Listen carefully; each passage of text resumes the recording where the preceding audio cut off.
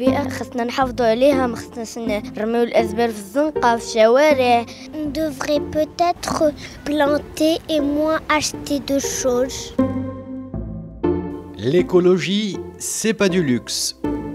Une série de podcasts écologiques, idées et concepts de la Fondation Heinrich Böll Rabat, production en français Atman Sqli, en Darija Jalal Mkhfi, illustration Mohamed Lkho. Épisode 6, consommer moins d'énergie, c'est consommer citoyen. Saviez-vous qu'au Maroc, en matière d'énergie, on importe plus de 90% de ce qui est consommé?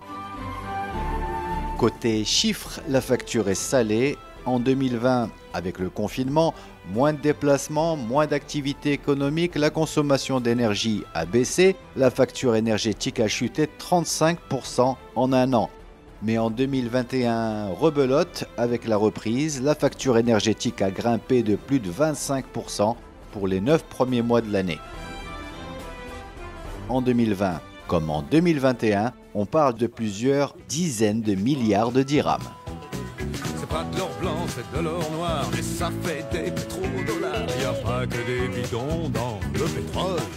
Si vous avez suivi l'épisode précédent sur la transition énergétique, vous avez bien noté que le Maroc a besoin d'accélérer les réformes dans le cadre de sa stratégie nationale. Une stratégie énergétique déclarée en 2009 avec de nouvelles lois, des réglementations sectorielles et des plans d'action précis. Voilà donc plus d'une douzaine d'années que l'efficacité énergétique est prioritaire dans toutes les politiques de l'État sur le dossier énergie, avec avant tout la production et la consommation de l'électricité. C'est notre source d'énergie, dans nos vies un peu de magie, et plus jamais notre amitié n'est en panne d'électricité. Hafidou ala taqa. Économiser l'énergie, vous connaissez la chanson, on vous l'a souvent dit. Quand on dit efficacité, on dit d'abord économie d'énergie. Vous le savez, les campagnes de sensibilisation se sont répétées depuis plusieurs décennies à la radio comme à la télé. الحفاظ على الماء والضوء والبيئة مسؤولية كل واحد فينا. الفاكتورة ليك تولي انت ترخص وانت تغلي. La facture, ça dépend de toi, il n'y a que toi qui peut la faire baisser ou grimper. Le message est clair, le sujet intéresse évidemment les gens. Mais vous allez l'entendre, ils n'ont pas toujours les bonnes définitions. Tout de suite, point de vue croisé de Marocaines et Marocains au sujet de l'efficacité énergétique. ماشي الدومين ديالي tout simplement. النجاعة الطاقية هذا مو تكنيك مرتبط بالكونسيبت ديال لو ديفلوبمون ديورابل. أول مرة نسمع لي كونسيبت هذا. النجاة الطاقية هو توفير الطاقة للأجيال القادمة أو ترشيد استهلاك الطاقة. Je ne m'y connais pas la vérité dans ce domaine, donc c'est l'action d'utiliser de façon minime les énergies dans un projet, même dans les maisons je pense. فايت سمعت هذه النجاعة الطاقية ولكن ما نقدرش نشرحها لك أو لا نقول لك عليها شي حاجة. L'efficacité énergétique, je ne sais pas exactement ce que ça veut dire, mais je sais que ça a une relation avec les énergies renouvelables, non? هي اللي كتعتمد الان على السياسه اللي غادي فيها المغرب ديال الطاقات المتجدده وديال التقليل من استهلاك الكهرباء. Alors, quelle est la définition la plus complète de l'efficacité énergétique? Pour vous la donner, nous avons fouillé dans les archives et nous avons retrouvé en ligne un entretien avec Saïd Mouline. Expert de la question, il est à la tête de l'Agence marocaine de l'efficacité énergétique, une agence publique. Saïd Mouline est au micro de la Web TV de l'Observateur. Ce concept de gaspiller moins l'énergie, de produire, d'avoir le même service en consommant moins, c'est l'efficacité énergétique. Donc ça demande des réglementations, ça demande des accompagnements techniques et financiers, ça demande de la formation et de la sensibilisation. Parfois, c'est des changements de comportement.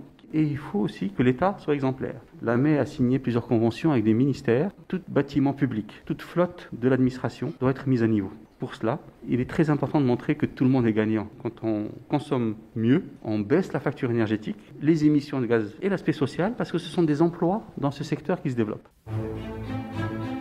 On y gagne à tous les niveaux et c'est pourquoi il y a de nouvelles réglementations, notamment dans la construction immobilière. Le bâtiment est en effet un secteur énergivore. On parle de plus de 33% de la consommation totale d'énergie dans le pays. s'il est bien isolé, vous le savez, un bâtiment consomme moins d'électricité, moins de chauffage en hiver, moins de clim en été, et on peut faire jusqu'à 40% d'économie si on construit autrement et si on consomme différemment. Voilà donc des solutions pour réduire notre consommation énergétique de manière significative.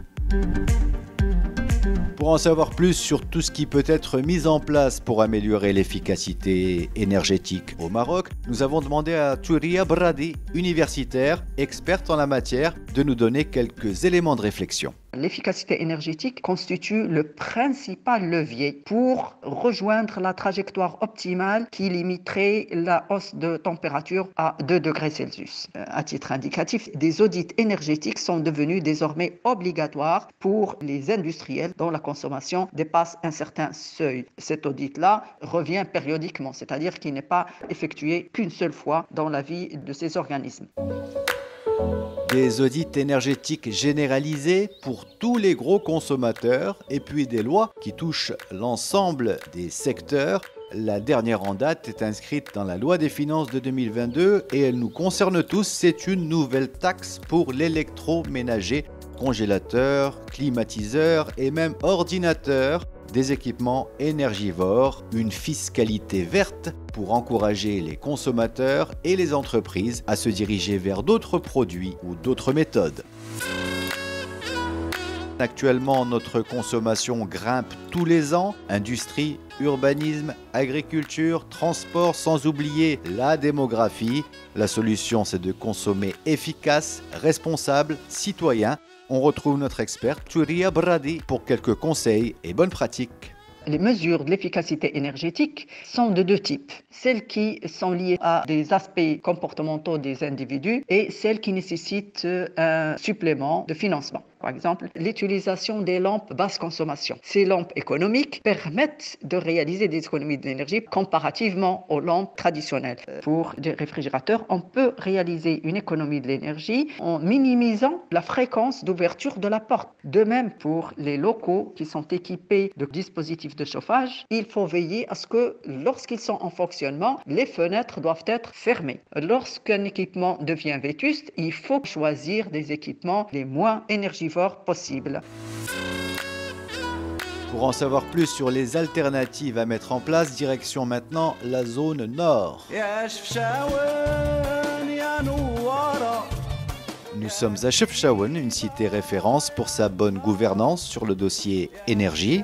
Ici, la commune a créé le centre Info Énergie, deux priorités, la transition et l'efficacité. On écoute Wael Sabiti du centre Info Énergie de Chefchaouen. La transition énergétique de la commune de Chefchaouen a commencé lors d'une autoproclamation du conseil communal en avril 2010, Chefchaouen ville écologique. C'est alors que des engagements ont été issus de cette décision, des actions ont été réalisées et des mesures d'efficacité énergétique qui ont permis de réduire la consommation d'électricité, comme par exemple la modernisation de l'éclairage public et des installations photovoltaïques d'autoconsommation sur les bâtiments communaux. Ici, comme partout au Maroc, il faut combattre le gaspillage, développer la culture de sobriété, optimiser l'usage des équipements, améliorer le confort et l'isolation des bâtiments, mais aussi et surtout changer nos propres modes de consommation. Parmi les labels en vogue sur le plan international, on va citer l'ISO 50001. C'est une norme avec des modalités pratiques pour réduire la consommation d'énergie. Si l'ISO 50001 est généralisé, c'est 60% de l'énergie mondiale qui serait économisée. Des sommes conséquentes et autant d'argent de gagné pour des budgets à réorienter vers des projets socio-économiques. Autre chiffre avant de se quitter, on estime aujourd'hui que dans le monde, pour chaque dollar investi dans l'efficacité énergétique, eh bien c'est 4 dollars de gain pour l'économie du pays, 1 pour 4. L'efficacité énergétique, ça rapporte de l'argent. Les bons gestes, vous les connaissez. N'oubliez pas, consommer efficace, c'est consommer mieux, c'est consommer moins. C'est un geste citoyen et c'est rentable pour tout le monde. Alors on change, qu'est-ce qu'on attend? Allez, c'est la fin de cet épisode. Le prochain sera consacré à la ville de demain. On parlera de l'éclairage public, des transports moins énergivores, mais pas seulement, bien évidemment. Ça va au-delà de l'énergie. Pour notre environnement urbain, les défis sont nombreux et les solutions existent. N'oubliez pas, l'écologie, c'est pas du luxe. À très vite.